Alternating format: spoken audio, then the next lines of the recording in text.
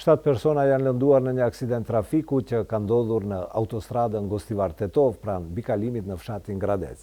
Të lënduarit janë trajtuar në spitalin e Gostivarit, ndërsa mjekët thonë se asnjëri nuk ka qenë në rrezik jete.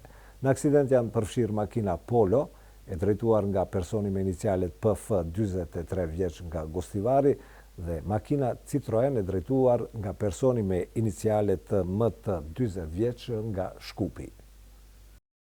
7 persona janë lënduar në një aksident trafiku që ka ndodhur në autostradën Gostivar Tetov pranë mbikalimit në fshatin Gradec, informojnë nga sektori i punëve të brendshme Tetov.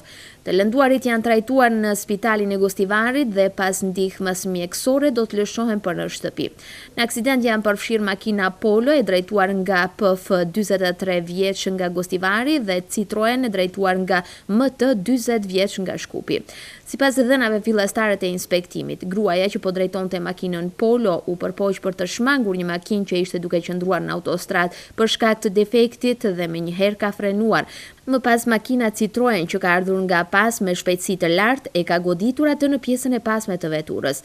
Në përplasjen e makinave lëndohen shoferi dhe 3 pasagjerët e makinës Polo, si dhe shoferi dhe 2 pasagjerët e makinës Citroen. Sipas burimeve nga spitali i Gostivarit, të gjithë të lënduarit janë jashtë rrezikut për jetën. Gjatë inspektimit nuk ka patur ndërprerje të trafikut, por vetëm është siguruar vendi i ngjarjes.